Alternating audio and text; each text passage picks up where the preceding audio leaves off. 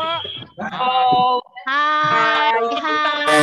Sebentar lagi Ibu Bapak akan mendapat mata pelatihan epidemiologi. Tadi Ibu Bapak sudah disampaikan oleh Dr. Vensa. Apa tujuan imunisasi COVID ini? Yaitu untuk apa? Untuk memutus rantai penularan, Memutus rantai penularan, menciptakan herd immunity, ya.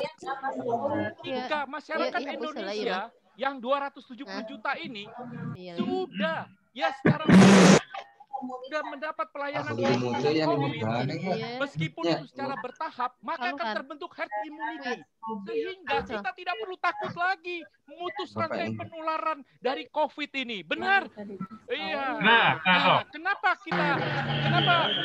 kita harus herd immunity? Kenapa kita harus memutus rantai penularan? Bagaimana dengan COVID ini? Ibu Bapak nanti akan mendapat penjelasan yang lebih terinci bersama dengan fasilitator yang sudah hadir pada pagi hari ini ya bersama dengan kita. Assalamualaikum. Selamat pagi untuk Ibu Adis ya. Ibu Adis sudah bergabung dengan kita ya. Siap, sudah bergabung Pak. Oke, Suara saya Ibu terdengar Adis. Pak. Iya. Ibu bapak-bapak mau siap untuk dilanjutkan lagi epidemiologi? Iya. Coba sekarang semua tenang. Coba pakai chat aja, pakai chat. Siapa yang siap ready untuk melanjutkan? Ayo tulis ready. Saya siap ready. Ayo. Coba siapa yang siap dan ready? Ya, baru lanjutan. 10. Ayo, harus 140 ini. Ayo terus. Siapa yang ready? Oke. Terus. Ya, baru 21. Baru 31. Ayo. Ready. Belum ada 50 ini. Belum ada 50. Oke. Woi, luar biasa. Tepuk tangan semuanya. Oke. Baik, Ibu Bapak-bapak. Oke, panitia host, kita unmute-kan semua teman-teman peserta. Oke, kita semua siap. Langsung saja ya, epidemiologi nanti bersama dengan Ibu Adis SKM ya dari Subdit Emergency ya, Direktorat Surveillance dan Karantina Kesehatan. Kita berikan dulu aplaus kepada Mbak Adis. Beliau adalah JLT pertama ya. Epidemiologi pertama. Kita berikan kesempatan Ibu Adis sampai jam 12 ya. Oke. Mudah-mudahan diskusinya lebih jadi menarik. Moderator ya, nama Dr. Mariote. Oke, kita berikan dulu aplaus meriah untuk Mbak Adis. Baik, siapa? Ya, oke. Ya. Masya Allah, pertanyaan semangat sekali. Mungkin dari panitia bisa di-mute dulu semua ya.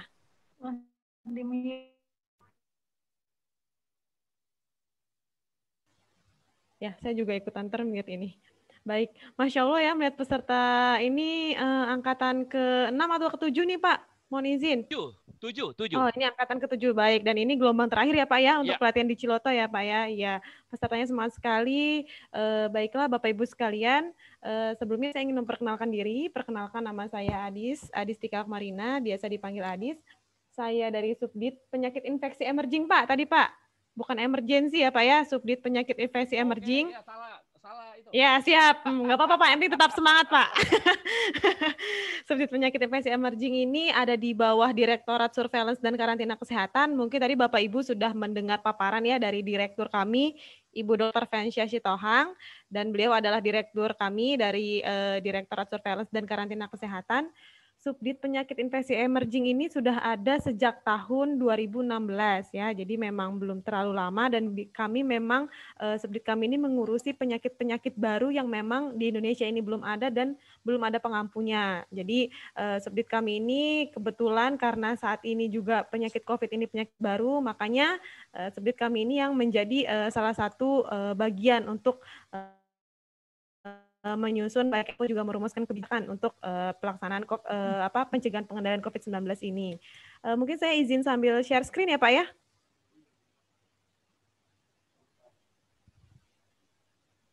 Oke.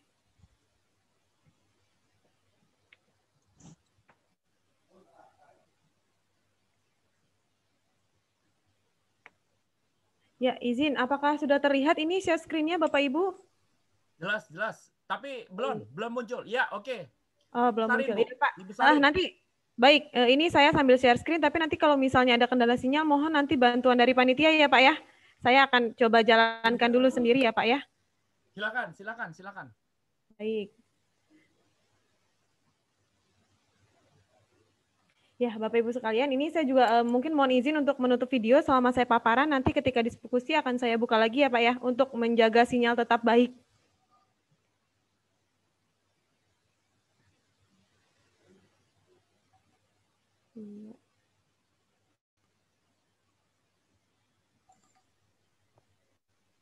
Oke. Tidak kedengaran, Bu. Suaranya terdengar, Pak. Oke, baru dengar. Oke, bagus ya. Silakan. Ini lanjut. sepertinya share screen saya agak bermasalah. Mungkin bisa dibantu panitia, Pak. Tadi saya sudah di... Share screen-nya nggak jalan ya? Baik, sebentar Bu Adis. Saya coba share screen dari sini. Oke, ya. Mbak Wian ya, silakan dibantu ya. Di stop dulu. Mbak Anis di stop dulu. Di stop share.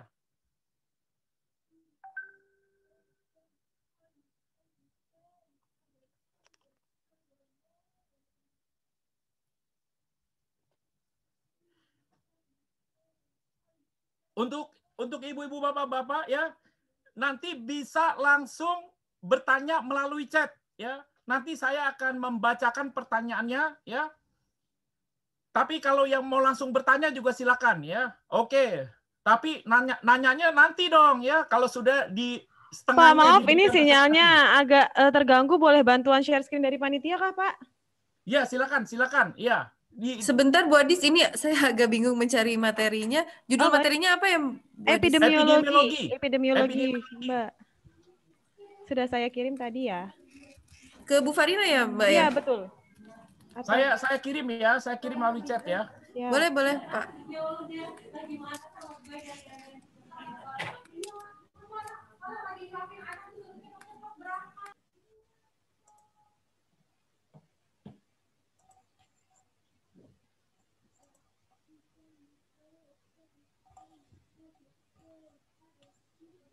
Saya sudah kirim juga Mbak Wian ke WA Mbak Wian, mungkin bisa dicek Mbak.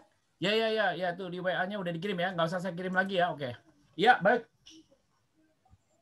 Ya, baik. Sambil menunggu Bapak, mungkin saya boleh mengetahui ini dari mana saja pesertanya? Ada 140 peserta dari Pangandaran, ya, dari Puskesmas Ciamis, dari Tasikmalaya, dari Banjar, dari Cianjur, ya, dan dari BPPKM Paru Bandung.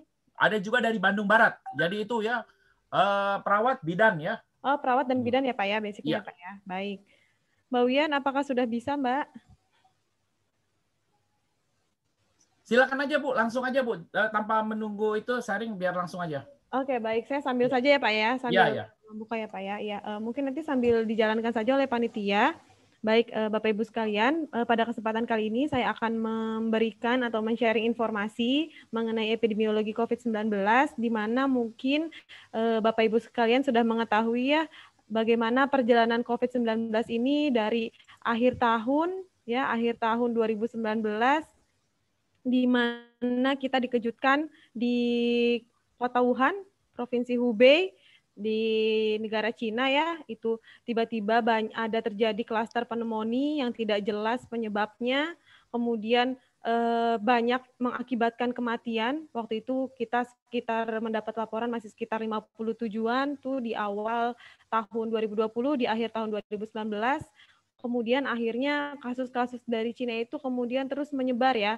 Terus menyebar hingga akhirnya tanggal 30 Januari itu WHO menetapkan penyakit jenis coronavirus baru ini sebagai PHIC atau KKMMD ya, kedaruratan kesehatan masyarakat yang meresahkan dunia, tanggal 30 Januari 2020. Nah, kemudian akhirnya melihat kondisi tersebut, akhirnya pada 4 Februari 2020 kita pemerintah Indonesia mengeluarkan KMK nomor 104 tahun 2020 mengenai penetapan infeksi novel coronavirus. Jadi kita dulu waktu awal belum mengetahui ini namanya apa, jenis coronavirusnya apa. Jadi kita nyebutnya dulu masih jenis coronavirus baru atau novel coronavirus ya. sebelum dinamakan menjadi COVID-19 ini. Kita sudah membuat KMK-nya nomor 104. Di situ kita sudah menyebutkan bahwa infeksi 2019 nCoV ini menjadi jenis penyakit yang dapat menimbulkan wabah dan juga upaya penanggulangannya. Hingga pada akhirnya kita sama-sama masih mengingat mungkin ya, pada pertama kali Indonesia melaporkan kasus, mungkin Bapak Ibu sekalian masih mengingat tanggalnya, tanggal 2 Maret, ya, tanggal 2 Maret 2020, Kota Depok melaporkan ternyata ada 2 kasus konfirmasi COVID-19 ya, di mana di situ adalah seorang ibu dan seorang anak yang mereka ternyata merupakan hasil dari penularan. Jadi ada WN warga negara Jepang yang itu juga ternyata menjadi kasus konfirmasi di Malaysia. Kemudian akhirnya melihat kondisi yang semakin berkembang lagi, WHO menetapkan namanya COVID-19 ini sebagai pandemi ya. Jadi tanggal 12 Februari waktu itu ya, WHO akhirnya memberikan nama bukan 2019 nCoV lagi, kita mengenalnya adalah COVID-19. Dan dari mulai tanggal 11 Maret, sejak ditetapkan sebagai pandemi, sampai sekarang kasus COVID ini masih terus mengalami peningkatan ya di berbagai negara. Jadi masih negara-negara masih melaporkan kasus-kasus konfirmasi COVID.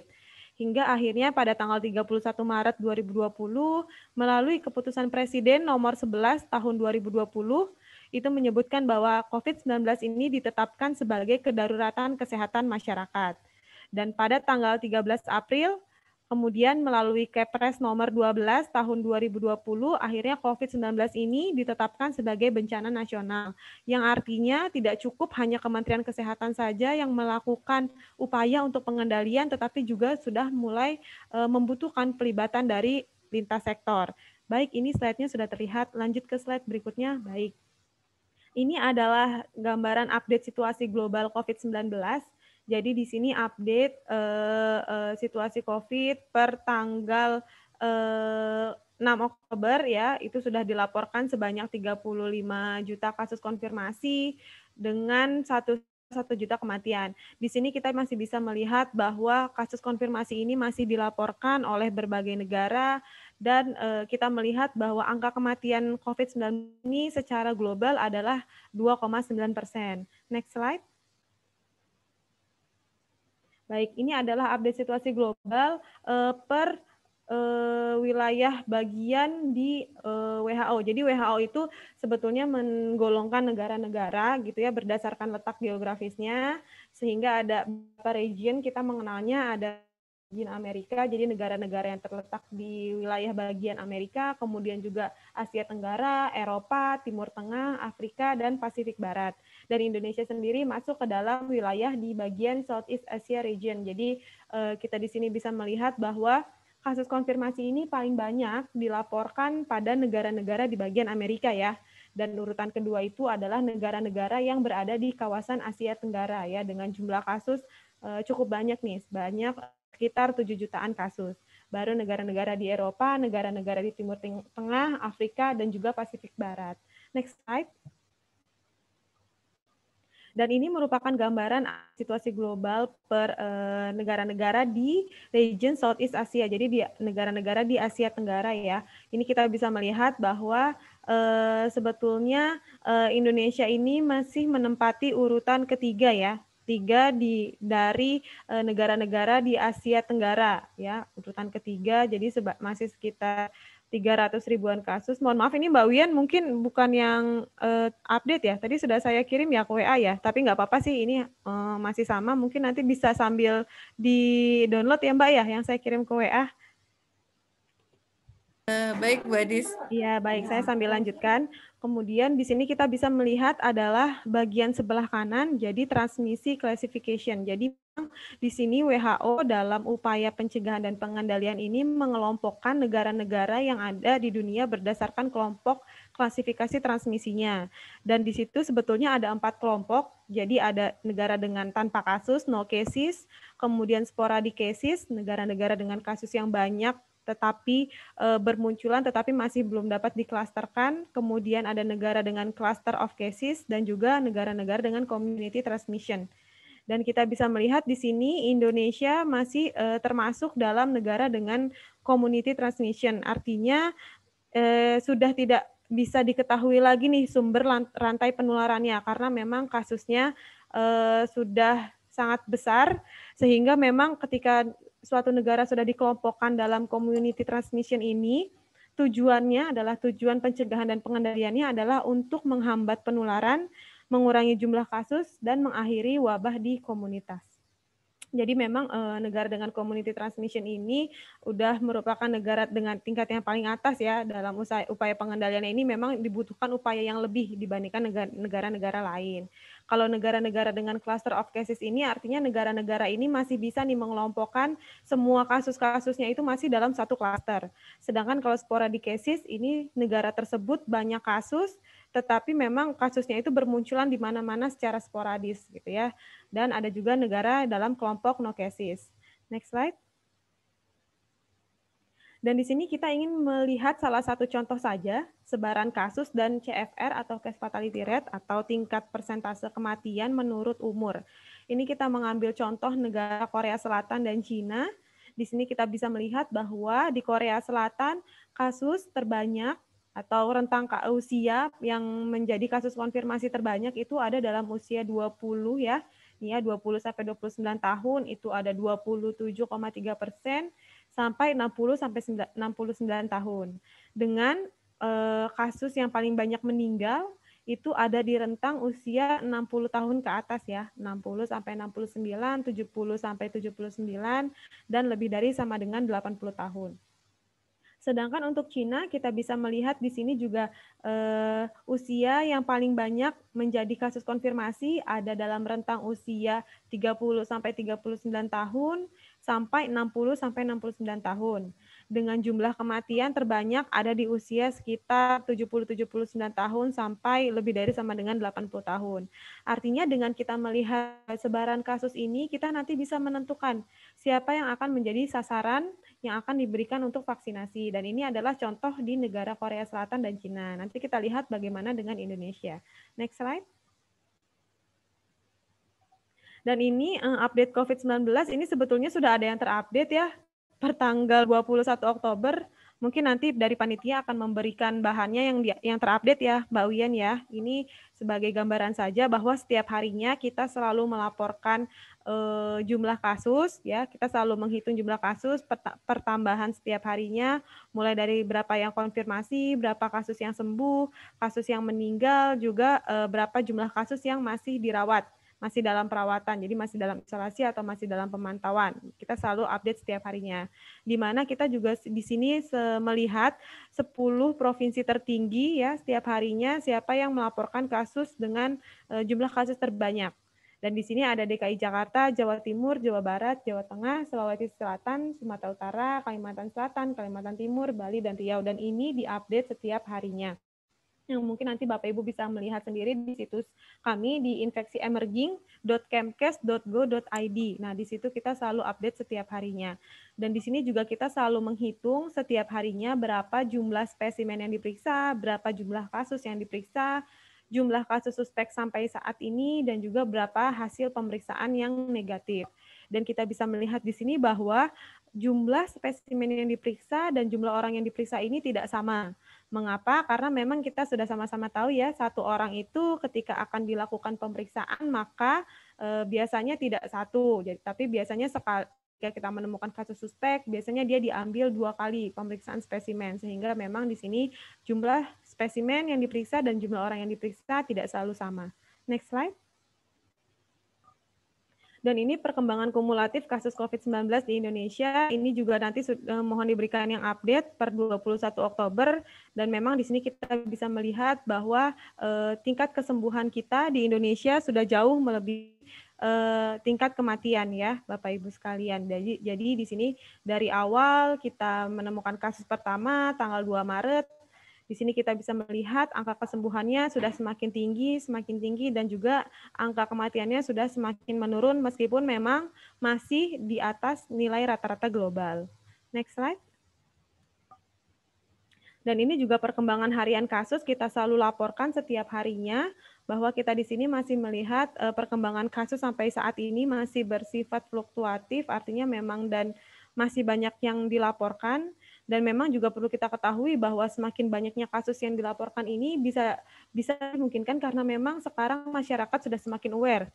Petugas kesehatan juga sudah semakin fasih gitu ya, semakin memahami bagaimana menemukan masyarakat dengan kriteria kasus COVID-19 sehingga memang semakin banyak juga kasus yang kita bisa temukan. Dan memang di sini kita masih melihat perkembangannya masih bersifat fluktuatif. Next slide. Ini merupakan gambaran kasus konfirmasi. Ini update per tanggal 21 Oktober itu ini nanti masih yang lama, jadi nanti mungkin Bapak Ibu sekalian bisa melihat kasus update per tanggal 21 Oktober, kenaikan tertinggi ini dilaporkan pada tanggal 8 Oktober ya. Awalnya ini kita melihat 25 September nih kasusnya paling banyak, ada 4.823 kasus. Tapi ternyata sampai dengan 8 Oktober, ternyata 8 Oktober ini merupakan kenaikan tertinggi, jadi sekitar kemarin 4.850-an kasus. Dan apakah 8 Oktober ini akan menjadi puncak kenaikan tertinggi di Indonesia, kita masih belum mengetahui. Karena memang perlu Bapak Ibu sekalian ketahui bahwa jumlah kasus harian itu yang dilaporkan, yang biasanya dilaporkan oleh petugas laboratorium ke Kemenkes itu bukan menggambarkan jumlah kasus yang terinfeksi pada hari tersebut. Jadi memang perlu juga kita ketahui bahwa masih ada keterbatasan pada petugas-petugas yang bertugas di lab ya. Jadi biasanya sampel-sampel itu yang sudah diinput pada hari itu karena memang jumlah sampelnya terlalu banyak, bisa sampai ratusan atau ribuan gitu ya per harinya, tidak bisa terinput atau terlaporkan pada hari itu juga. Itu memang salah satu kendala yang masih menjadi kendala kita di lapangan. Ya, jadi sampel itu tidak bisa dilaporkan ketika sudah diperiksa pada hari itu, kemudian dilaporkan pada hari itu juga. Sehingga memang jumlah kasusnya ini merupakan jumlah kasus yang dilaporkan, bukan menggambarkan jumlah kasus yang terinfeksi pada hari tersebut. Next slide. Mohon izin Pak, apakah suara saya putus-putus? Ini ada yang menchat suara saya putus-putus. Di kami enggak. Oh, baik, siap. Bagus, lancar. Ya, mohon nanti diinfokan ya Mbak ya kalau ada yang putus-putus. Siap. Dan ini slide ini menggambarkan nilai positivity rate. Jadi positivity rate ini merupakan salah satu indikator yang perlu dicapai oleh suatu wilayah ketika akan menerapkan adaptasi kebiasaan baru. Dan kita bisa lihat di sini bahwa sebenarnya WHO itu sudah memberikan target positivity rate itu harus kurang dari 5% dengan syarat surveillance berjalan optimal dan kapasitas lab mampu melakukan pemeriksaan 1/1000 penduduk per minggu. Di mana untuk positivity rate ini dihitung dari jumlah kasus positif dibagi jumlah kasus positif dan jumlah kasus negatif. Jadi memang yang kita hitung di sini sebetulnya adalah jumlah kasusnya, ya kasus bukan jumlah spesimennya. Dan ini juga merupakan hasil penghitungan untuk kasus untuk keperluan diagnosis ya.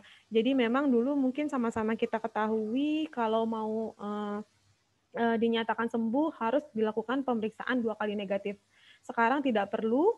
Jadi kalau nanti kita lihat ya bagaimana untuk orang tanpa gejala, gejala ringan, gejala sedang ya. Jadi sudah tidak perlu lagi 2 kali negatif karena kita juga melihat selain WHO yang sudah menerbitkan panduan bahwa tidak perlu lagi 2 kali negatif untuk menetapkan kesembuhan, dan kita melihat kapasitas negara kita sendiri. Kita kemarin sempat sebelum revisi 5 ini keluar mengevaluasi, ternyata kita masih banyak sekali suspek yang antri atau belum diperiksa. Itu bisa sampai 2000-an suspek, sehingga memang sekarang ke depan ini kita tetapkan strategi kita bahwa yang diperiksa adalah kasus suspek. Jika memang mungkin kemarin juga sempat hangat, banyak klaster perkantoran ya, terjadi klaster perkantoran, kemudian karena adanya klaster itu, kemudian suatu kantor ketika dia di kantornya itu ada satu kasus positif, langsung berbondong-bondong semua orang sekantor, istilahnya kantornya di lockdown lah, atau semua yang ada di kantor dilakukan pemeriksaan lah tanpa melihat lagi apakah memenuhi kriteria atau tidak. Nah itu sebetulnya sangat disayangkan karena memang sebetulnya kapasitas PCR kita itu kita ketahui ya masih terbatas dan kita sebetulnya sudah punya target siapa yang seharusnya diperiksa. Dan ketika misalnya melakukan pemeriksaan yang tidak sesuai target, akhirnya kita tidak bisa mencapai nilai positivity rate ini. karena memang yang kita lakukan pemeriksaan bukan terhadap kasus suspek dan bukan untuk keperluan diagnosis, sehingga tidak mampu mendukung nilai positivity rate ini. Next slide. Dan ini merupakan proporsi kasus menurut kelompok umur di Indonesia. Ini jadi hanya ingin menggambarkan bahwa sebetulnya kasus ini banyak yang aktif itu masih dalam rentang usia 15 sampai sekitar 40 sampai 54 tahun. Nah, ini slide-nya sudah diupdate, nanti mohon dari panitia saja memberikan yang update. Next slide. Dan ini kita melihat proporsi jumlah kasus positif menurut jenis kelamin dan kelompok umur. Jadi dengan kita tadi melihat contoh negara Cina dan Korea Selatan ya. Dan ini kita di sini bisa melihat bahwa jumlah kasus pada rentang umur yang paling banyak itu ada dari rentang umur 20 ya, 20 sampai rentang umur 60 sampai 64 tahun, sehingga memang tadi mungkin di paparan kebijakan sudah diinfokan ya bahwa target yang menjadi sasaran untuk diberikan vaksinasi adalah dalam kelompok umur usia produktif, yaitu 18 sampai 59 tahun. Next slide. Dan ini sebaran kasus per provinsi, ini juga nanti silakan dilihat berdasarkan update, tadi sudah saya kirim ke panitia, karena ini mungkin Bapak Ibu sekalian juga tidak asing, kita dulu setiap hari ya selalu mengupdate melalui jubir Pak Dirjen P2P, hingga saat ini juga kita masih membuat laporan ke media setiap harinya jumlah kasus per provinsi. Next slide. Tadi sudah saya gambarkan bagaimana situasi global di Indonesia dan bagaimana gambarannya ya, gambaran COVID secara nasional dan juga secara epidemiologinya ya, tadi berdasarkan rentang umur dan juga jenis kelamin. Next slide.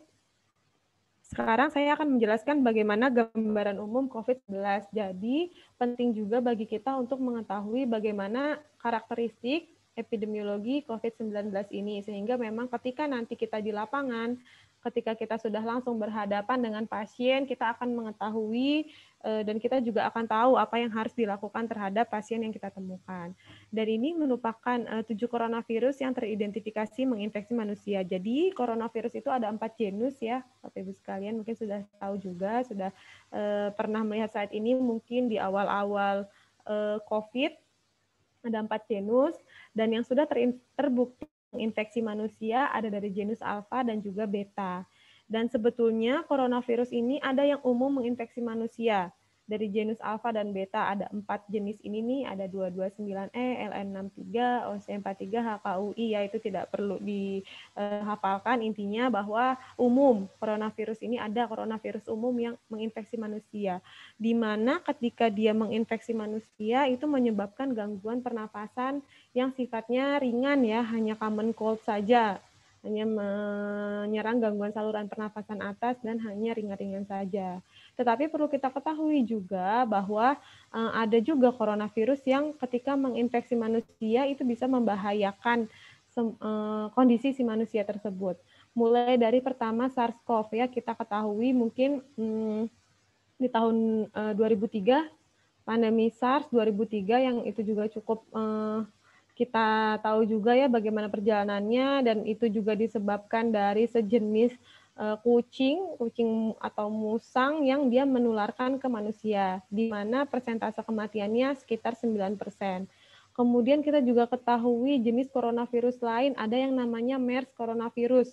Ya, MERS coronavirus ini memang belum ditetapkan sebagai KKMMD, tetapi kita perlu ketahui MERS ini juga merupakan salah satu yang menjadi bagian dari kewaspadaan. Karena MERS ini ditularkan dari unta dromedari yang ada di Arab ya, Saudi Arabia, di mana kita ketahui bahwa masyarakat Indonesia setiap tahunnya banyak yang melakukan haji umroh. Dan sebetulnya ini justru malah kita lihat CFR-nya atau tingkat kematiannya lebih tinggi, 35%. Tuh ya, 35% dibandingkan COVID-19 SARS 2003, sehingga memang ini juga perlu menjadi perhatian nih coronavirus jenis ini, dan kita sejak awal juga sudah melakukan upaya peningkatan kewaspadaan terhadap MERS ini, terutama pada orang yang baru kembali dari haji atau umroh. Kemudian yang sekarang hits yaitu COVID-19 ya, dengan CFR global sekitar 4%, tapi tadi kita sudah melihat bahwa di global pun sekarang CFR sudah mulai menurun ya. Jadi sudah di bawah 3%, tadi 2,8 atau 2,9%. Ditularkan dari mana ke manusia? Kita juga masih belum mengetahui. Ini masih belum ada statement yang jelas dari WHO dan juga baru hanya penelitian-penelitian.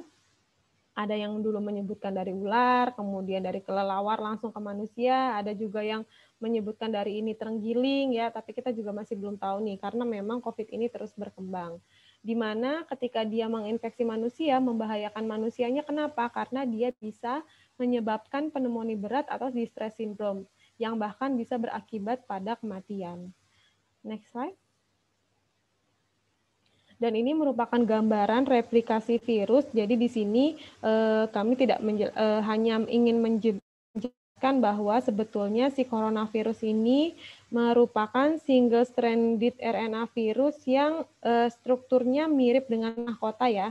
Dan tadi sudah kita ketahui dia bagian dari beta coronavirus, di mana dia ini akan bereplikasi pada organ-organ tertentu dalam tubuh, yaitu di paru-paru, saluran cerna, jantung, pembuluh darah, organ berotot polos, ginjal, kulit, mulut, hidung, hati, dan otak.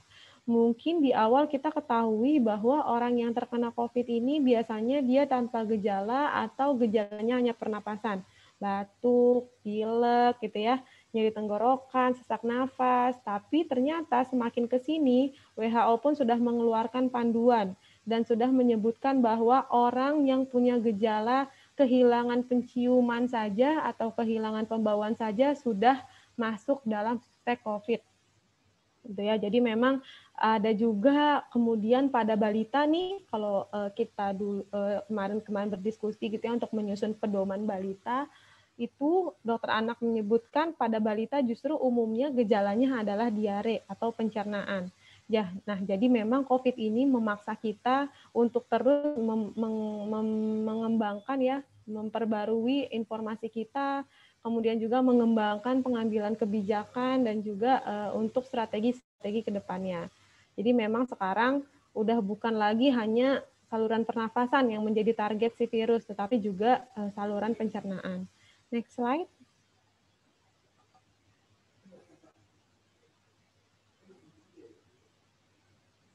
Next slide, Mbak Wia.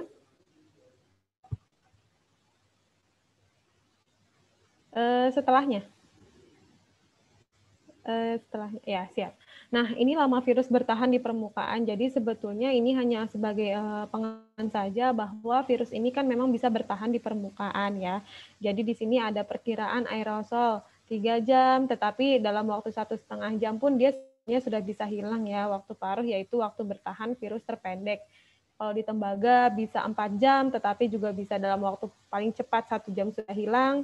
Di kardus, di stainless steel juga bisa bertahan di plastik.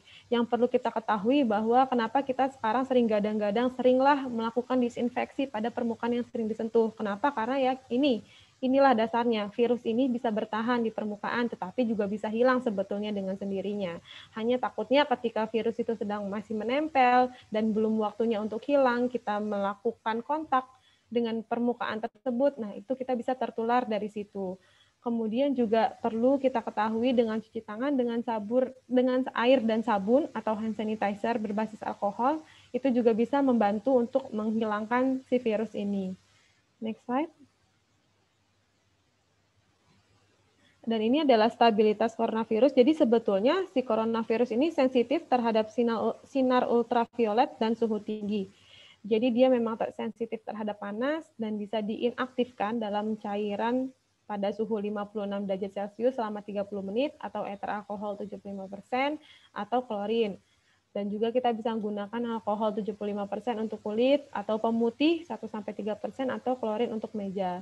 Kemudian jika kita mempunyai anak-anak balita, ya ada mainan, botol susu, kita sebetulnya pasti udah paham lah ini ya, karena memang biasanya kita kalau misalnya barang-barang untuk balita kita pasti lakukan sterilisasi gitu ya. Nah itu bisa juga untuk mematikan si virus ini. Kemudian juga pertukaran ventilasi, ini juga perlu diperhatikan. Makanya ketika waktu itu juga sempat ramai ya, ada penularan terjadi di suatu ruangan, di situ ada kasus, tapi ternyata ruangannya padat, di situ ada yang sakit, Jadi sehingga ada faktor risiko droplet yang mungkin ada di situ, tetapi ruangannya padat, ventilasinya buruk. Nah, itu terjadi penularan di situ. Sehingga memang ventilasi ini juga perlu diperhatikan, terutama pada gedung-gedung yang di perkantoran ya, kita ya perlu lebih aware lagi. Kemudian juga tadi sinar ultraviolet alamiah. Nah, ini makanya pada yang sakit pun ketika melakukan isolasi gitu ya atau karantina itu biasanya di situ melakukan juga untuk berjemur. Nah, itu karena memang sinar ultraviolet alamiah ini juga bisa membantu menginaktifkan si coronavirus. Next slide. Nah, ini adalah manifestasi klinis. Mungkin Bapak Ibu sekalian tadi sudah saya sebutkan di awal bahwa sebelum-sebelumnya gejalanya hanya batuk, sesak, nyeri tenggorokan, pilek. Tapi sekarang sudah berkembang. Orang dengan gejala sakit kepala, contohnya nih nanti ya kasus suspek nih, sakit kepala, kemudian dia muntah, kemudian dia mengalami diare. Nah, tinggal di Kota Depok atau di Bekasi atau di Bogor. Nah, itu udah masuk tuh sekarang dalam kriteria suspek. Karena memang manifestasi klinisnya juga sudah berbagai macam. Dan kita juga sudah membuat definisi kasus suspek sekarang bahwa seseorang dengan kehilangan pembauan atau kehilangan indera perasa tanpa ada penyebab lain itu juga termasuk dalam kriteria kasus suspek. Bahkan dari seorang dokter paru pun biasa kita kan konsultasi ya untuk penyusunan pedoman itu menyebutkan bahwa biasanya kalau orang sudah kehilangan pembauan atau kehilangan indera perasa itu biasanya udah pasti positif. Jadi memang ini juga kita tambahkan sebagai upaya kewaspadaan kita. Karena di WHO pun mereka seseorang dengan anosmia atau agesia ini udah nggak perlu lagi diperiksa bahkan kalau di WHO sudah langsung ditata laksana sebagai kasus konfirmasi. Tapi kalau kita masih tetap ya dilakukan pemeriksaan dulu. Jadi kita masukkan kriteria kasus suspek. Next slide.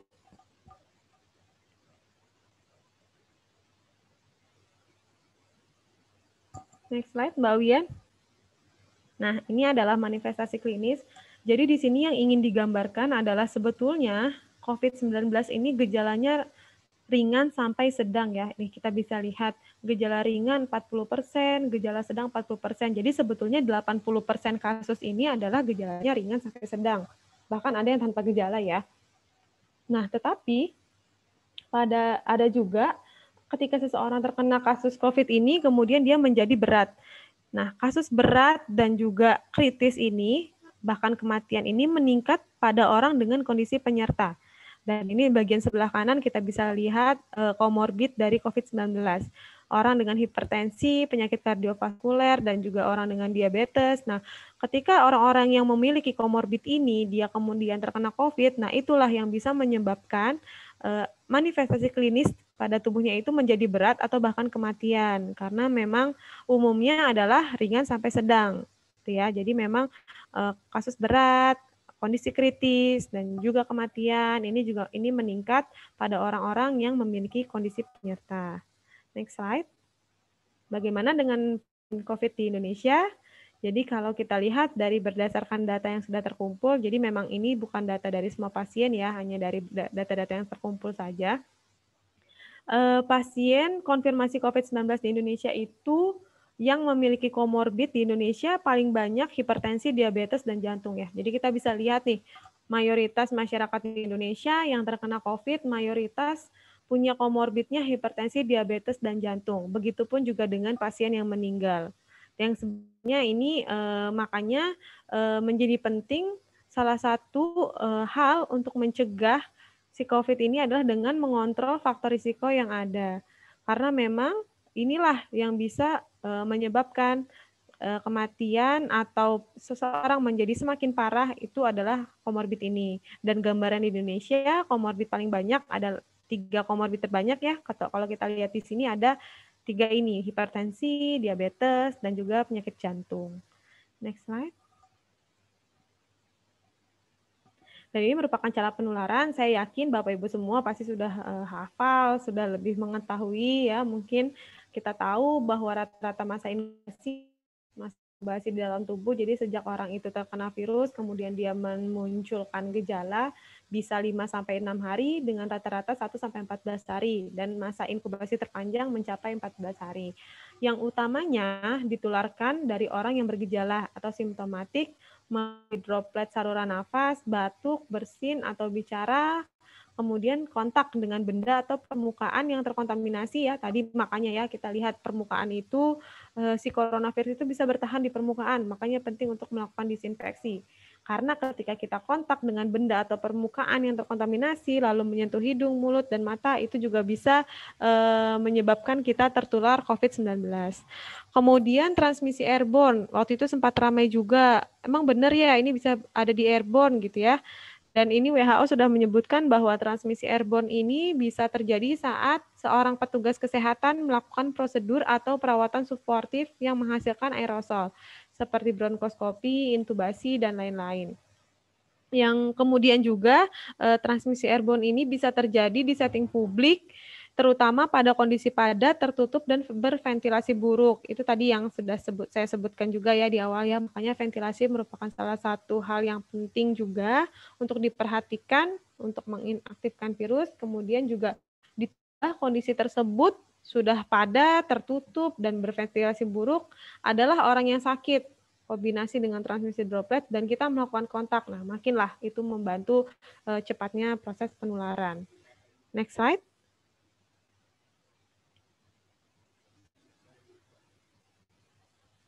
Next slide, Mbak Wian.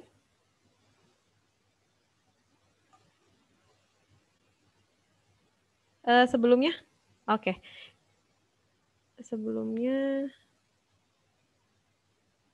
Sebelumnya lagi, Mbak. Tadi yang cara penularan ada grafiknya. Sebelumnya, Mbak. Sebelumnya lagi. Oke, yang ini. Ya, ini, Mbak. Oke. Nah, di sini kita ingin menggambarkan bahwa sebetulnya orang yang terinfeksi bisa menjadi sumber penularan 2 hari sebelum sakit hingga selama sakit.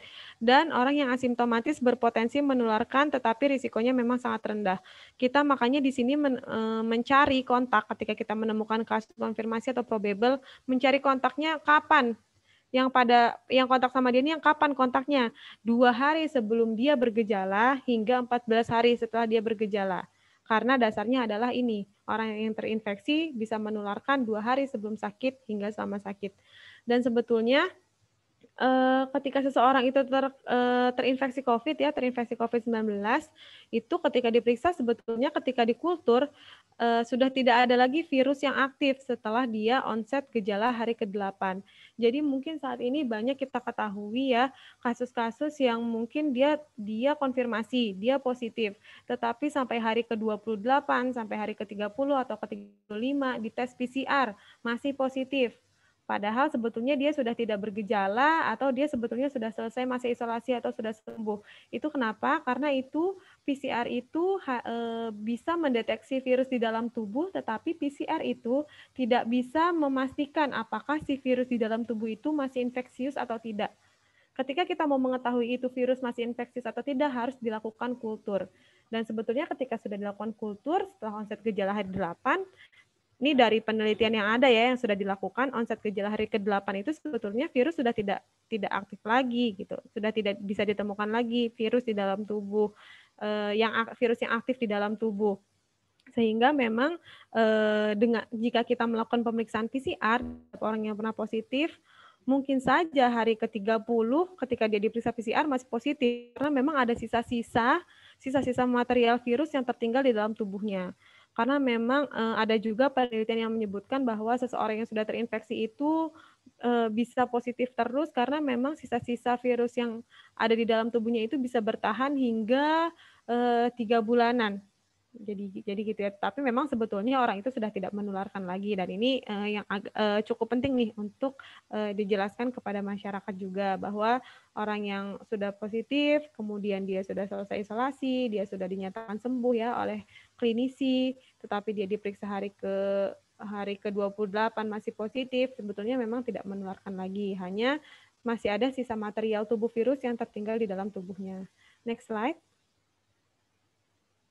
Dan ini adalah faktor risiko, mungkin tadi kita sudah ketahui ya bersama-sama ada penyakit komorbid yang bisa memperberat seseorang yang terinfeksi COVID, juga faktor risiko seperti riwayat perjalanan, tinggal di daerah transmisi lokal, kontak dengan kasus konfirmasi atau probable, itu juga merupakan faktor risiko yang menyebabkan tertularnya COVID. Kemudian juga usia ya, tadi kita lihat usia produktif, banyak yang terinfeksi COVID karena memang sering beraktivitas di luar, kemudian juga usia lansia adalah usia yang rentan untuk terjadinya keparahan COVID. Kemudian juga merokok, obesitas ya, obesitas ini juga dilansir dari CDC terbaru, informasi terbaru di Amerika ternyata yang pada positif di Amerika ini 50% itu adalah obesitas ya, positif dan meninggal itu banyak yang obesitas, sehingga memang obesitas ini memang perlu dikendalikan ya, karena memang bisa menyebabkan seseorang lebih rentan terkena COVID atau bahkan terjadinya keparahan. Next slide. Nah, ini adalah pemeriksaan laboratorium. Mbak Wian, ini izin mungkin ini ada coretan apa ya, pulpen?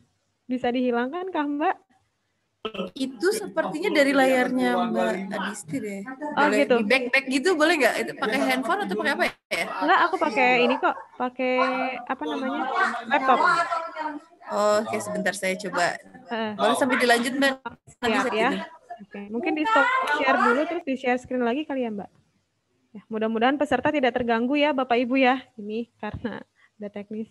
Nah, pemeriksaan laboratorium ini kita sudah ketahui sama-sama bahwa pemeriksaan laboratorium ini dilakukan melalui deteksi molekuler atau NAT, termasuk RT-PCR, juga termasuk mesin TCM ya, TCM yang biasa dipakai untuk dan juga mesin yang biasa dipakai untuk pemeriksaan HIV yaitu mesin Viralot ya, itu kita sama-sama ketahui. Di mana jika kita akan melakukan pemeriksaan spesimen maka dilakukan 2 kali diagnosis. Kenapa 2 kali diagnosis? Memang dari awal juga WHO sudah menyebutkan karena memang kita tidak pernah mengetahui apakah dalam pengambilan spesimen pertama itu ada kesalahan atau tidak, sehingga memang diambil spesimennya 2 kali. Dan kita ketahui juga untuk menetapkan seseorang menjadi discarded atau bukan COVID, ya, itu diperlukan hasil 2 kali negatif. Nah, ini mungkin yang masih kurang kurang tersosialisasi di masyarakat, gitu ya. Jadi banyak sekarang orang melakukan pemeriksaan, misalnya suspek diambil spesimen. Diambil spesimen, dilakukan pemeriksaan pertama, hasilnya negatif, sudah aja dinyatakan negatif. Padahal sebetulnya ketika dia mau dinyatakan bukan COVID atau discarded, suspek itu harus dengan pemeriksaan 2 kali negatif. Jadi harus pemeriksaan pertama negatif, pemeriksaan 2 negatif, baru bisa dinyatakan bukan COVID. Tapi sekarang masih banyak juga yang jika sudah diambil spesimen sekali negatif sudah cukup. Bahkan dari kemarin hasil penelitian yang dilakukan PAEI ya, ahli epidemiologi contohnya di Papua, ternyata setelah dirunut-runut pasien yang sudah negatif pertama dan ternyata di hasil pemeriksaan yang kedua itu banyak yang positif gitu. Makanya sehingga memang 2 kali negatif ini perlu digencarkan lagi nih oleh petugas kesehatan juga untuk di masyarakat. Kemudian yang kedua, kita mengetahui ada juga jenis pemeriksaan menggunakan rapid test antibody. Kita tahu ya bahwa rapid test antibody ini tidak bisa digunakan untuk diagnosis, hanya untuk keperluan penelitian atau serosurvei. Tetapi memang karena kondisi keterbatasan PCR juga, Indonesia di sini masih menggunakan ya rapid test untuk pelaku perjalanan dan juga untuk membantu pelacakan kontak, khususnya di wilayah-wilayah dengan keterbatasan RT-PCR. Kita masih gunakan. Kemudian yang sekarang sedang kami persiapkan juga adalah rapid test antigen. Jadi beberapa waktu lalu ini WHO sudah menerbitkan beberapa jenis rapid test antigen yang bisa digunakan sebagai alternatif alat diagnosis. Ya, alternatif alat diagnosis. Jadi nanti jika sudah ada rapid test antigen ini, dia bisa digunakan untuk menegakkan diagnosis. Tetapi memang harus dilakukan oleh petugas kesehatan di Pasienkes. Nggak bisa kayak rapid test nih, yang bisa masyarakat beli dan digunakan sendiri. Karena untuk penggunaannya harus menggunakan APD lengkap.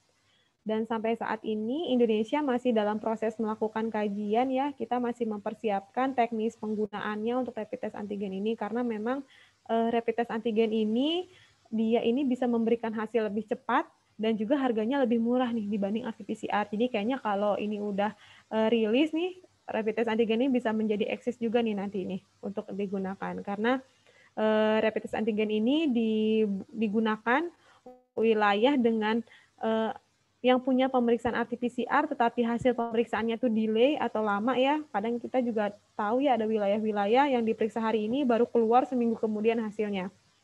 Nah, ini rapid test antigen ini bisa digunakan sebagai alternatif atau pada wilayah yang memang tidak punya atau memiliki keterbatasan RT-PCR. Next slide. Dan untuk pencegahan dan pengobatan, kita ketahui sampai saat ini masih belum ada vaksin atau obat yang spesifik ya. Vaksinnya masih dalam tahap pengembangan, pengobatan juga ditujukan sebagai terapi simptomatis dan suportif saja. Vaksin masih dalam tahap pengembangan dan pencegahan dilakukan di masyarakat dan pasienkes. Next slide. Dan ini adalah gambaran kalau Bapak Ibu sekalian mungkin yang mempelajari epidemiologi, kita belajar segi epidemiologi bagaimana bisa terjadi hubungan antara agent, host, dan environment sehingga bisa menyebabkan suatu penyakit itu ada gitu ya. Jadi untuk agentnya sendiri kita ketahui, jadi kita mengidentifikasi nih agentnya apa, hostnya bagaimana, dan lingkungannya bagaimana. Kita ketahui agentnya adalah SARS-CoV-2 ya, SARS-CoV-2, virus SARS-CoV-2. Kita ketahui ini sangat infeksius, meskipun tadi mungkin CFR-nya rendah ya, hanya di sekitar 4%, tetapi kita ketahui virus ini sangat infeksius, yang jika ada 1 orang terinfeksi, itu bisa menularkan ke 2-4 orang. Masa laten artinya ketika virus itu bisa menularkan lebih cepat dibandingkan masa inkubasi atau ketika seseorang itu menunjukkan gejala. Kemudian vaksin juga masih dalam proses pengembangan dan pengobatan yang bisa dilakukan hanya masih simptomatis saja, tidak spesifik untuk si virusnya. Terus kita lihat gimana bisa terjadi pada host ini, pada manusia, karena adanya kelompok usia yang rentan dengan rentang usia yang berbeda-beda. Kemudian juga ada kita manusia, kelompok manusia yang memiliki penyakit kronis atau komorbid, sehingga memang menjadi lebih rentan. Kemudian lingkungan yang seperti apa yang bisa mendukung penularan ini, karena adanya lingkungan yang sangat bisa menyimpan droplet juga tadi tahan permukaan, kemudian mobilitas penduduk juga yang cukup padat, dan juga tingkat kepadatan penduduk yang sangat tinggi di perkotaan. Nah, adanya tiga hal yang saling berhubungan ini, itulah yang bisa menyebabkan COVID-19 ini terjadi. Sehingga memang perlu upaya-upaya pengendalian yang dilakukan. Jika misalnya seperti dari mencegah si agen ke lingkungan dengan memperbaiki sanitasi, seperti tadi ventilasi yang baik, kemudian sinar ultraviolet alamiah, melakukan disinfeksi, ya itu upaya itu bisa dilakukan. Bagaimana di intervensi dari manusia dan lingkungan? Manusia melakukan social distancing, karantina, kemudian juga isolasi. Kemudian dari host dengan manusia melakukan proteksi diri, melakukan 3M, mencegah ketika memang harus pergi keluar rumah, melakukan perlindungan terhadap diri sendiri, menggunakan masker, juga mencegah bagaimana agar tidak terinfeksi. Next slide. Dan ini adalah yang tadi dulu, Mbak Wian, pengembangan vaksin. Sedikit saja saya menjelaskan ini, sebetulnya nanti itu grafik itu akan ada di sebelumnya Mbak Wian. Yang grafik kayak ini. Iya tadi, ya ini. Akan detail di dalam juknis imunisasi ya, nanti Bapak Ibu sekalian. Sebetulnya ini hanya menggambarkan kondisi saja, yang A ini adalah situasi untuk COVID di mana vaksin baru tersedia di masa pandemi. Kita bisa melihat bahwa sebetulnya tanpa vaksinasi pun antibodi seseorang ini akan muncul, gitu ya. Tetapi memang perlahan-lahan, karena memang kita ketahui semakin ke sini semakin banyak juga manusia yang terinfeksi, sehingga memang muncullah antibodi atau kekebalan secara alami. Tetapi jika sudah ada vaksinasi, sebetulnya antibodi yang kita capai itu bisa lebih tinggi lagi dan bisa lebih stabil, ya, tanpa harus membuat seseorang yang rentan ini terinfeksi atau bahkan tidak bisa mendapat kekebalan alami. Dan yang kondisi B ini situasi jika vaksin sudah ada sejak awal pandemi, jadi kalau memang vaksin sudah ada dari awal, ya sudah pastilah imunitas atau antibodi kita bisa capai di kondisi yang paling tertinggi. Tetapi memang kita tidak sesuai ya untuk kondisi saat ini karena memang vaksin kita tidak tersedia di awal, tapi baru tersedia di masa pandemi. Next slide. Dan ini pengembangan vaksin COVID, Bapak Ibu sekalian mungkin juga sudah mengetahui tadi lebih detail di awal ya di materi kebijakan bahwa dalam pengembangan vaksin ini ada beberapa tahapan yang harus dilalui. Mulai dari praklinis, uji klinis fase 1, fase 2, fase 3 baru bisa terbit perizinan. Dan di global sudah ada 151 vaksin yang dalam tahap preklinis dan 42 vaksin dalam tahap uji klinis ya. Dan ini ada di bawah ini beberapa contoh kandidat vaksin di global yang sudah memasuki uji klinis fase 3. Ada Sinovac, Sinopharm dari Wuhan, Sinopharm dari Beijing, kemudian AstraZeneca dari Oxford. Next slide. Ini hanya gambar secara umum saja jenis vaksin apa yang memang saat ini sedang dikembangkan. Ini nanti lebih detail ada di dalam panduan atau juknis imunisasi. Next slide. Dan ini salah satu yang ingin kita gambarkan bahwa saat ini Indonesia sedang mengembangkan vaksin merah putih ya, namanya vaksin merah putih yang dikembangkan oleh Lembaga Riset Indonesia, Lembaga Eijkman, menggunakan virus yang bersirkulasi di Indonesia. Jadi virus asli dari Indonesia sendiri yang dibuat oleh rakyat Indonesia juga untuk perlindungan rakyat Indonesia. Ini memang masih dalam tahap pengembangan. Dan juga memang di Indonesia sendiri secara paralel upaya mendapatkan vaksin ini juga sudah dilakukan. Seperti tadi ya contohnya ya Sinovac yang tadi sudah memasuki uji klinis fase 3 itu juga kita sebetulnya sudah berupaya juga melakukan kerjasama dengan Bio Farma. Jadi Bio Farma dengan Sinovac, Kalbe Farma dengan Genexin, dan BCHT Bioteknologi Indonesia dengan Sinopharm. Jadi beberapa kandidat vaksin yang tadi sudah kita ketahui dalam fase klinis tahap 3 itu sudah melakukan kerjasama juga di Indonesia dengan pengembang vaksin lain. Dan kita juga saat ini sedang dalam proses pengembangan nih untuk vaksin merah putih. Next slide. Dan tadi sudah dijelaskan gambaran umum COVID ya, karakteristik COVID, gimana COVID terjadi di Indonesia dan siapa saja nih tadi di Indonesia yang dalam kondisi yang dia rentan ya, dan komorbid apa saja dalam rentang usia berapa saja tadi sudah digambarkan, dan ini adalah bagian yang akan dijelaskan mengenai pencegahan dan pengendalian sesuai pedoman. Next slide. Jadi pencegahan dan pengendalian ini kenapa kita masukkan di dalam bagian ini juga, karena memang ini menjadi hal penting yang tadi sudah saya sempat sebutkan di awal sebagai petugas kesehatan yang mungkin Bapak Ibu sekalian bahkan mungkin di sini mungkin sudah pernah ya berpengalaman menjadi petugas surveillance dadakan mungkin gitu ya, karena memang kita ketahui sumber daya kita masih sangat terbatas apalagi di daerah-daerah.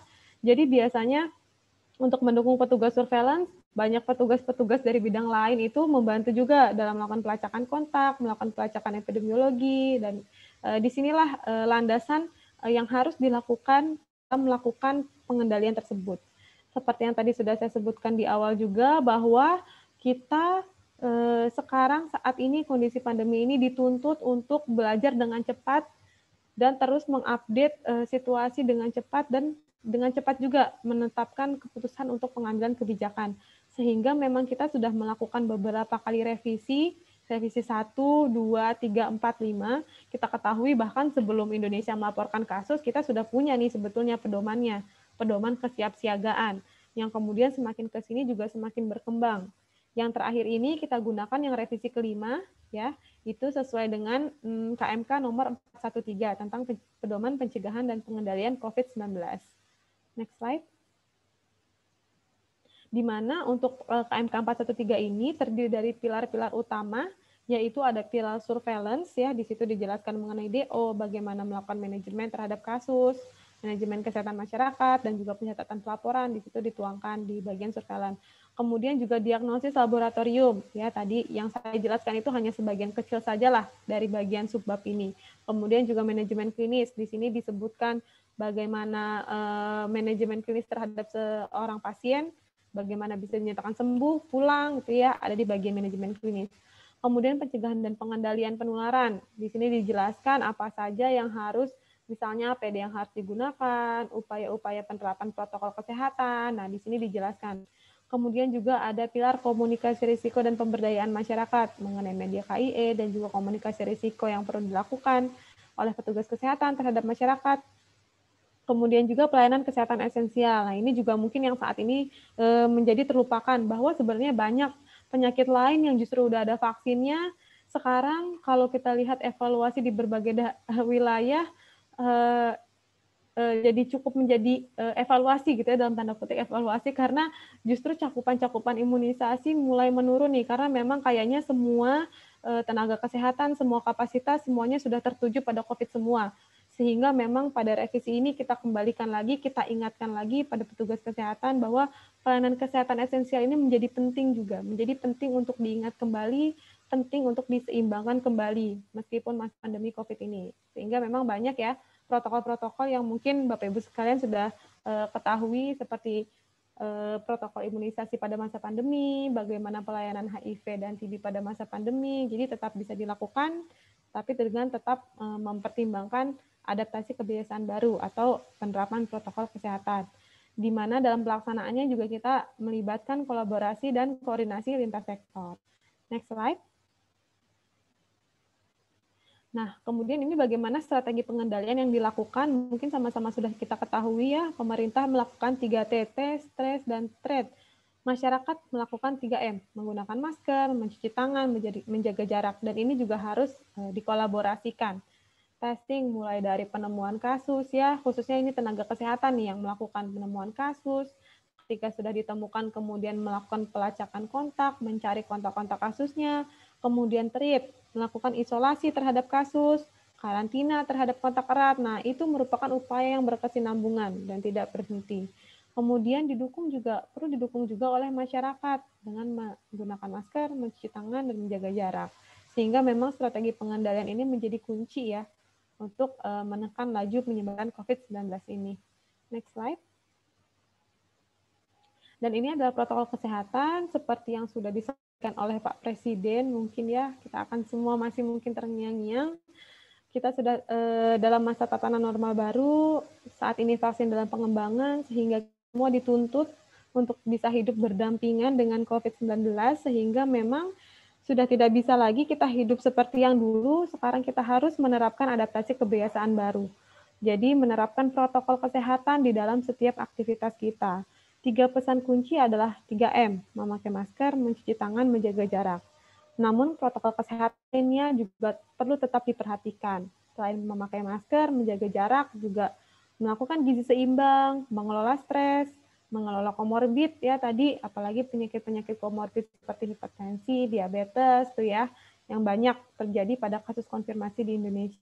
Istirahat yang cukup, olahraga, mandi setelah bepergian ya, jadi pulang dari mana-mana langsung mandi. Ini pasti saya yakin petugas kesehatan sudah pastilah sudah rutinitasnya lah seperti ini.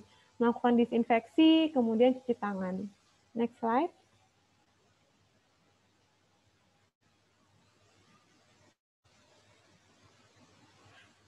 Next slide, Mbak Rian ya. Ini perubahan istilah pada pedoman tadi revisi 5. Jadi dengan berubahnya pedoman, maka banyak juga isi di dalam pedoman yang berubah. Salah satunya adalah perubahan istilah. Mungkin Bapak Ibu dulu sekalian ketahui ada istilah PDP, ODP gitu ya.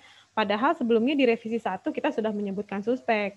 Namun karena dengan berbagai pertimbangan, akhirnya kita membuat istilah ODP dan PDP. Kemudian kita kembalikan lagi istilahnya ke suspek dengan berbagai pertimbangan pula. Karena memang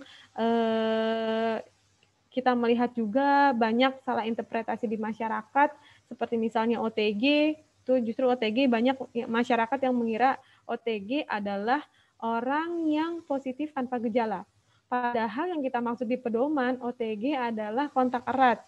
Jadi seseorang yang berisiko karena memiliki riwayat kontak dengan kasus konfirmasi atau probable. Makanya ini akhirnya semua istilah ini kita kembalikan seperti pada revisi sebelumnya. Jadi bukan istilah baru sebetulnya ya. Dan konfirmasi kita bagi menjadi 2, ada konfirmasi tidak bergejala dan juga ada yang bergejala. Kemudian di sini juga kita perkenalkan istilah yang namanya probable dan juga discarded atau bukan COVID. Next slide. merupakan definisi operasional. Ini penting nih untuk Bapak Ibu sekalian ketahui ya. Jadi definisi kasus suspek yang saat ini juga sebetulnya di revisi 5 itu adalah yang di posisi kiri. Tetapi saat ini kita dalam proses perubahan yang di sebelah kanan, perubahan definisi operasional. Jadi yang tadi sudah saya sebutkan, orang yang memiliki 3 gejala seperti demam, nyeri tenggorokan, kemudian dia mual atau muntah, kemudian dia memiliki riwayat bekerja di Jakarta, nah itu sudah masuk sekarang dalam kriteria kasus suspek. Termasuk seseorang berat dan seseorang dengan gejala akut anosmia atau agesia. Next slide.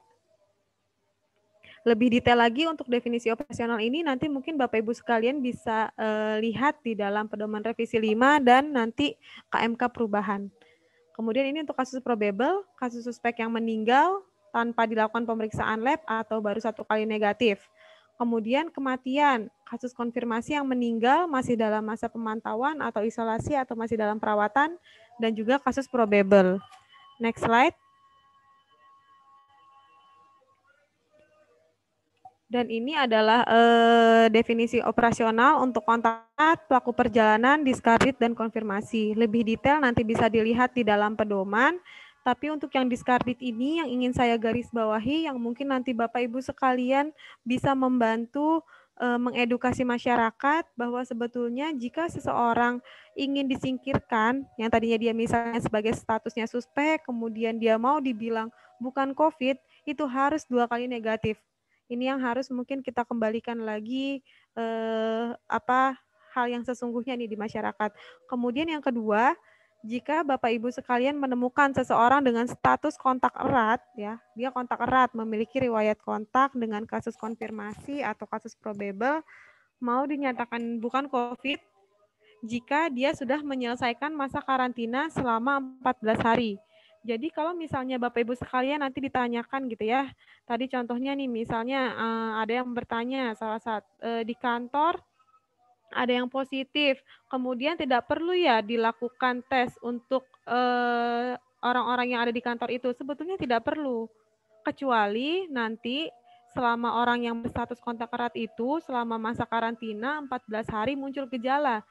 Nah, makanya dia berubah statusnya menjadi suspek, baru dilakukan pemeriksaan. Jadi, kontak erat yang dilakukan pemeriksaan itu hanya pada nakes, ya. Jadi, yang kontak erat yang dilakukan pemeriksaan hanya pada nakes. Kalau misalnya bukan nakes, tidak perlu dilakukan pemeriksaan dan cukup melakukan karantina 14 hari. Next slide.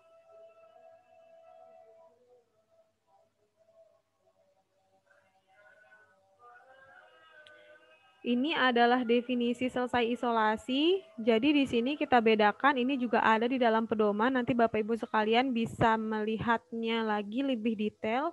Kita membedakan ada 3 kriteria. Jadi apabila dia positif, tapi dia tanpa gejala, maka cukup melakukan isolasi mandiri selama 10 hari sejak pengambilan spesimen diagnosis konfirmasi. Namun jika dia kasus konfirmasi dengan gejala, tidak perlu juga dilakukan pemeriksaan follow up RT-PCR, cukup dihitung isolasi mandiri atau isolasi dihitung 10 hari sejak tanggal onset ditambah minimal 3 hari setelah tidak lagi menunjukkan tanda dan gejala klinis COVID. Jadi cukup melakukan isolasi saja nih. Melakukan isolasi sejak dia merasakan gejala ditambah minimal 3 hari setelah tidak lagi menunjukkan gejala. Namun pada kasus dengan gejala berat atau kritis, boleh dilakukan pemeriksaan follow-up RT-PCR, tapi cukup 1 kali negatif saja. Tetapi tetap mempertimbangkan harus minimal ditambah 3 hari, tidak lagi menunjukkan gejala atau tanda klinis COVID-19. Dan pada seluruh pasien konfirmasi ini bisa dinyatakan sembuh apabila telah memenuhi kriteria isolasi dan tetap harus berdasarkan penilaian dokter di Pasienkes atau oleh DPJP. Next slide. Jadi itu ya Bapak Ibu ya, sekarang kita sudah tidak menganut lagi untuk 2 kali negatif untuk kesembuhan. Dan kemudian untuk ini gambaran penemuan kasus di wilayah saja, bagaimana kasus-kasus ini bisa terdeteksi di wilayah, karena beberapa hal yang dilakukan mulai dari kunjungan pasien, kemudian juga surveillance ILI, kemudian juga laporan dari masyarakat, hasil penelusuran kontak, surveillance khusus pada kelompok berisiko tinggi ya. Itu kemudian jika ditemukan kasus, dilakukan respon kesehatan masyarakat, baru berdasarkan kriteria kasus, dilakukan manajemen klinis. Di sini hanya ingin menjelaskan bahwa di bagian yang kuning ya, yang bawah, karantina dan isolasi. Mungkin Bapak Ibu sekalian masih ada yang agak sedikit bingung, apa sih sebetulnya, kenapa sih ada karantina, ada isolasi, sebetulnya apa bedanya? Sebetulnya perbedaannya adalah untuk karantina ini adalah upaya memisahkan individu yang sehat untuk mengurangi risiko penularan. Makanya istilah karantina digunakan untuk kontak erat, karena memang dia belum bergejala, dia masih sehat, tetapi dia memiliki riwayat kontak dengan pasien konfirmasi atau probable. Nah, untuk mengurangi risiko, dia dilakukan karantina. Sedangkan untuk istilah isolasi digunakan untuk individu yang sudah sakit. Jadi kasus suspek, kasus konfirmasi, itu digunakan istilah isolasi. Karena memang itu upaya memisahkan individu yang sakit, ya, baik yang sudah dikonfirmasi lab maupun belum dikonfirmasi tetapi memiliki gejala, sehingga untuk mengurangi risiko penularan dilakukan isolasi. Tetapi sebetulnya selama karantina maupun isolasi itu sama saja yang dilakukan ya, sehari-hari sama saja. Cuman karena isolasi ini pada orang yang sakit, makanya dia ada hal lainnya adalah dilakukan perawatan terhadap orang yang melakukan isolasi ini, karena memang dia adalah orang yang sakit. Next slide.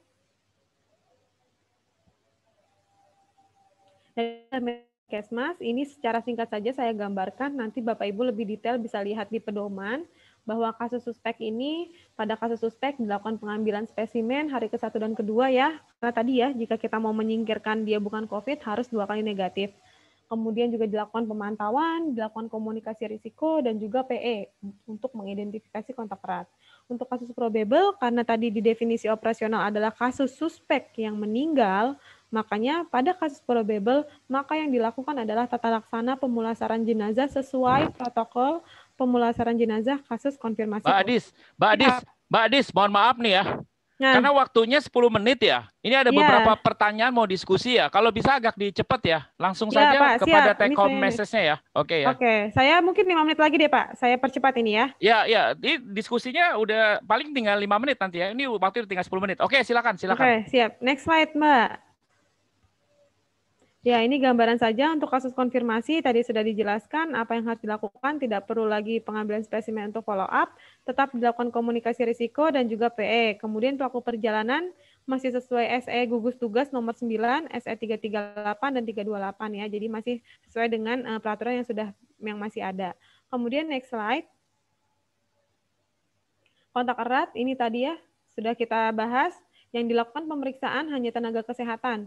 Yang lain, jika menjadi kontak erat, hanya cukup melakukan karantina selama 14 hari. Jika dia melakukan pemeriksaan, kemudian hasilnya negatif, tetap melakukan karantina selama 14 hari untuk melihat perkembangan gejala.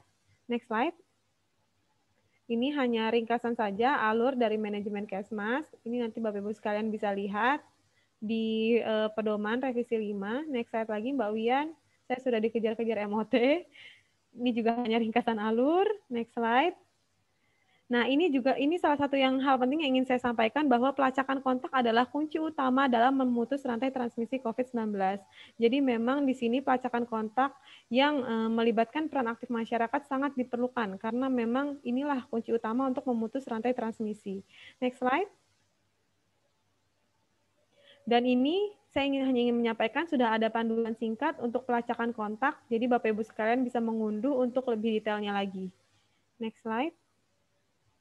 Ini APD yang digunakan, jadi intinya untuk melakukan PE dan pelacakan kontak itu diutamakan melalui telepon, dan jika harus bertemu maka sebaiknya di ruangan terbuka ya, tidak di dalam ruangan. Kalau Bapak Ibu sekalian ini membantu petugas surveillance melakukan PE atau pelacakan kontak, silakan lakukan di ruang terbuka atau di luar rumah, atau lebih baik lagi menggunakan telepon gitu ya. Dan harus memperhatikan pencegahan dan pengendalian infeksi seperti penggunaan APD, sering mencuci tangan, dan tidak menyentuh barang-barang. Next slide. Ini adalah alurnya tadi ya Bapak Ibu sekalian, jika menemukan kontak, menemukan kasus, identifikasi kontaknya, hubungi kontak eratnya tidak bergejala, cukup karantina 14 hari, kontak erat yang muncul gejala, naik statusnya jadi suspek, dilakukan pemeriksaan, 2 kali negatif, bukan COVID, kalau dia positif, lakukan isolasi sesuai tata laksana kasus konfirmasi. Next slide. Ini yang dilakukan saat isolasi diri, nanti mungkin Bapak Ibu sekalian bisa lihat saja hal-hal yang tadi saya sebutkan bahwa isolasi dan karantina itu sama. Ya, mungkin sekian presentasi dari saya. Terima kasih. Saya kembalikan ke MOT. Kita lanjut saja dengan diskusi, Pak. Oke, woi, keren. Ya, kita berikan dulu. Sudah dikejar-kejar ini saya. Oke, kita berikan dulu tepuk salut. Tepuk salut. Salut.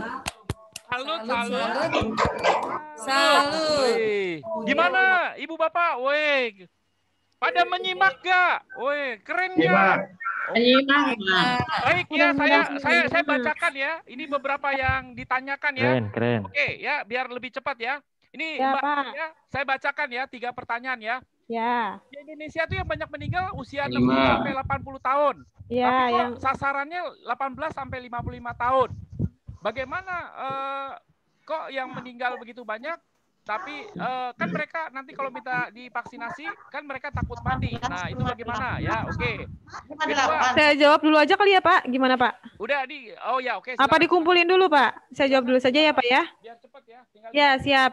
Sasarannya adalah usia 18 sampai 59 tahun karena memang kita lihat tadi banyak kelompok usia produktif lah yang sering beraktivitas di luar lah yang banyak terkonfirmasi COVID. Jadi dari data tersebut sebetulnya kalau kita analisis lebih jauh lagi, yang kelompok yang rentan ini yang meninggal ini kan justru sebetulnya usia lansia ya. Mereka banyak di rumah dan bisa jadi memang mereka tertular dari mungkin anaknya, misalnya dia ya anaknya yang bekerja di luar rumah gitu ya, atau misalnya salah satu contoh kasus yang pernah saya temukan juga, dia mengunjungi karena hari besar, hari Idul Adha, mengunjungi orang tuanya, ternyata dia sakit dan dia menulari ibunya, seperti itu. Jadi memang yang menjadi sasaran kita adalah usia produktif, karena kalau kita analisis lebih jauh lagi, kemungkinan si lansia ini kan banyak berada di rumah. Tertular itu justru dari orang-orang yang di kelompok usia produktif. Makanya kita kendalikan dari hulunya. Jadi usia produktifnya nanti yang kita kendalikan. Sehingga harapannya dengan mengendalikan usia tersebut bisa meminimalisir juga jumlah lansia yang tertular bahkan atau meninggal. Gitu ya, Pak? saya langsung tambahin ya 2 pertanyaan langsung ya. Ya.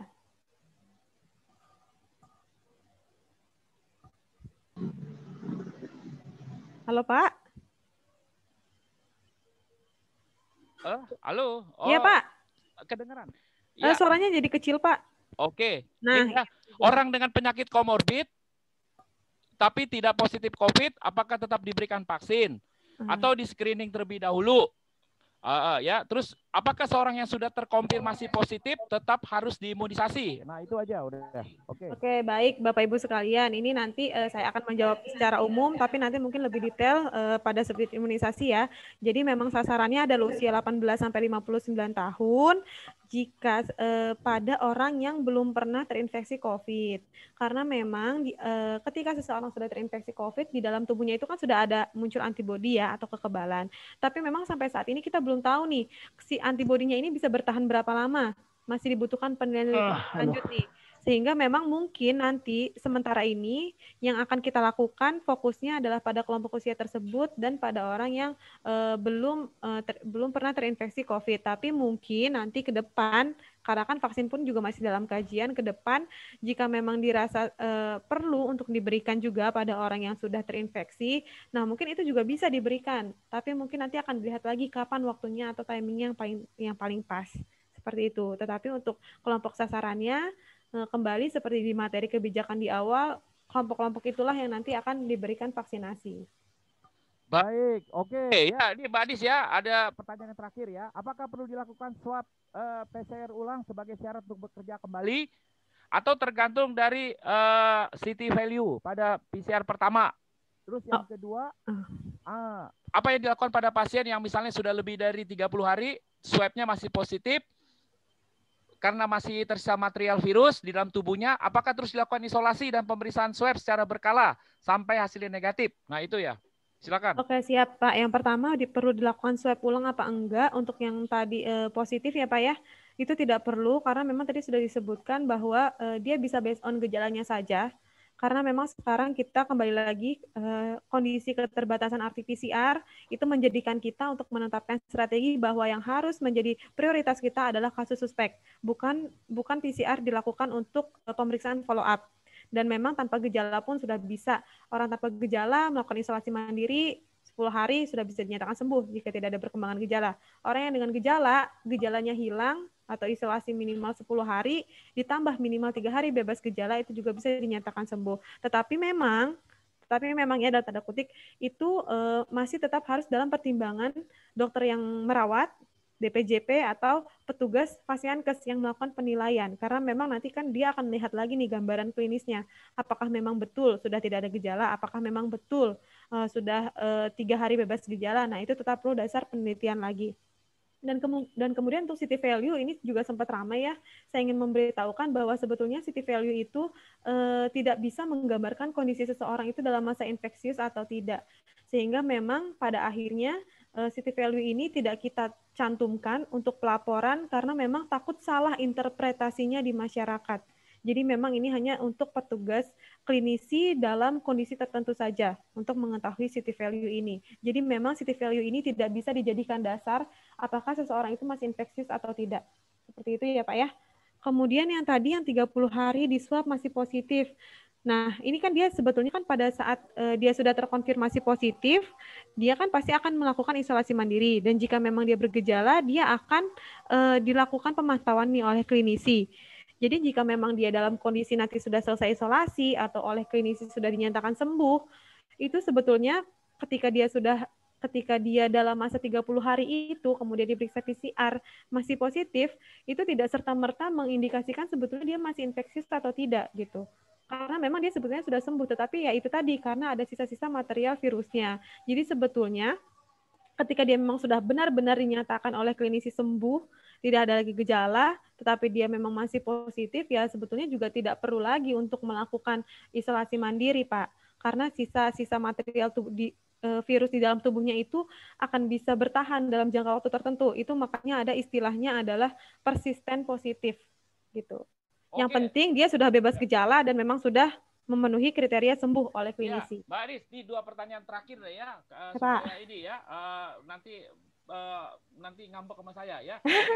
Nih, ya, untuk stabilitas coronavirus berjemur itu baiknya berapa lama? Terus penggunaan alat sterilisasi UV apakah efektif untuk sterilisasi ruangan? Baiknya kapan dan berapa lama untuk puskesmas? Ya, kalau 24 jam. Nah, yang kedua ini ya, nah ini tadi YouTube-nya sih saya belum lihat, tapi kira-kira ya gini ya, mungkin apakah virusnya COVID itu bermutasi? Kalau memang benar bermutasi, berarti 2 atau lebih 3 kali suntikan vaksin COVID pasti kagak kebal dong. Jadi kita mesti terus menerus. Oke, nah coba dijawab aja Bu. Iya, untuk yang pertama yang berjemur itu saya pernah membaca juga suatu artikel itu gitu ya, dan beberapa informasi juga saya dapatkan berjemur itu sebaiknya pada jam 9 sampai 10 ya, ketika memang ada vitamin D-nya itu ya dari sinar ultravioletnya itu sendiri. Jadi kalau terlalu pagi pun tidak bagus, apalagi terlalu siang juga tidak bagus. Jadi dalam rentang waktu segitu dan juga tidak perlu terlalu lama, cukup 15 menit atau maksimal mungkin 30 menit ya. Dan kemudian untuk tadi ya sterilisasi ruangan, mungkin nanti itu bisa saya carikan lagi dulu ya literaturnya, karena memang selama ini untuk penggunaan apa tadi namanya sinar UV untuk ruangan ya, sinar UV untuk ruangan. Sebetulnya prinsipnya adalah si coronavirus ini bisa inaktif dalam kondisi panas atau memanfaatkan sinar ultraviolet alamiah. Nah, itu prinsipnya itu 2 itu. Ya, jadi kalau memang ingin menggunakan sinar UV itu mungkin bisa juga digunakan, cuman untuk teknisnya dalam waktu berapa lama itu nanti mungkin Direktorat Kesehatan Lingkungan ya Pak ya yang lebih mengetahui ya Pak ya, karena tentang disinfeksi, dan disinfeksi ini juga ada pedomannya tersendiri Pak untuk pelaksanaan disinfeksi apa saja yang harus digunakan. Terus kayak tadi ya contohnya dengan menggunakan pemutih, alkohol 75% atau klorin. Nah, itu ada juknisnya sendiri. Kemudian terkait mutasi virus, baik Bapak Ibu, kita ketahui bahwa dunia ini sekarang sudah mengalami globalisasi di mana memang virus ini, suatu virus itu sangat mungkin sekali bisa beradaptasi.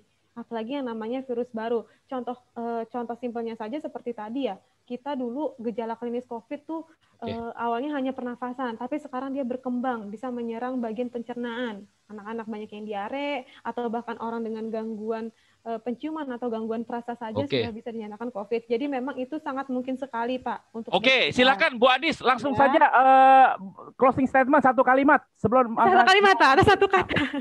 Sekalian. Siap. Terakhir dari saya, Bapak Ibu sekalian, tetap semangat, tidak menutup diri, teruslah update mengenai informasi-informasi COVID sekarang ini, karena saat ini kita sudah dituntut, apalagi petugas kesehatan harus tahu bagaimana perkembangan COVID dan kebijakan apa yang yang sedang atau akan diambil. Dan terakhir mungkin tetap semangat Bapak Ibu sekalian, karena ini bukan merupakan akhir, justru ini awal ya. Awal persiapan untuk nanti Bapak Ibu sekalian turun ke lapangan. Jadi tetap semangat dan tetap menjaga kesehatan. Oke, luar biasa, keren sekali. Kita berikan dulu aplaus yang meriah untuk Ibu Adistika Asmarina. Ya, tepuk salut. Salut.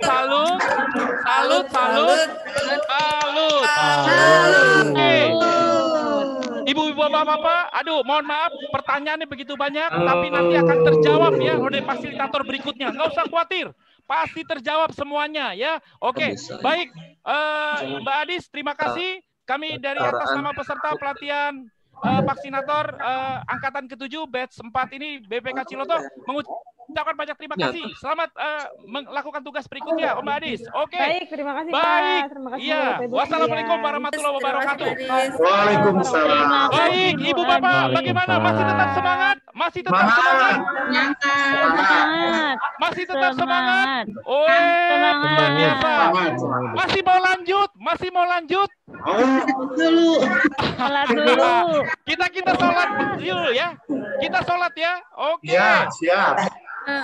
Nanti dari BPK Ciloto akan kirim makanannya ya, makanan siang ke rumah masing-masing ya. Tapi kalau yang Pangandaran mungkin jauh ya. Yang Banjar jauh, Tasikmalaya jauh ya. Banjar. Yang Cianjur mungkin lebih dekat tuh ya, Cianjur ya. Makan siangnya virtual, Dok. Oh, virtual ya. Oh, PHP ya. Baik. Ibu Bapak, silakan untuk istirahat, sholat ya, dan kalau makan siang silakan ya. Oke. Nanti pastikan Ibu Bapak kembali jam 1 kurang 10 menit. Ada lagi materi yang lebih keren ya. Jangan sampai ketinggalan. Kalau ketinggalan, Mbak Wian akan tutup sehingga Anda tidak bisa masuk ya. Oke, itu saja. Terima kasih, sampai ketemu jam 1 nanti ya di frekuensi yang sama. Oke. Silakan Mbak Wian ya. Baik, Bapak Ibu, kami persilakan untuk isoma terlebih dahulu. Linknya masih sama. Nanti untuk selanjutnya kita info-info di grup dan juga di sini. Linknya masih sini ya, silakan. Silakan boleh sholat dulu, boleh makan dulu, peregangan dulu silakan. Udah kadi lah teh. Bu, kan sama mohon masih lanjut tadi dugi ke sonten pelatihannya sampai tanggal 27. Boleh, Bu. Di unmute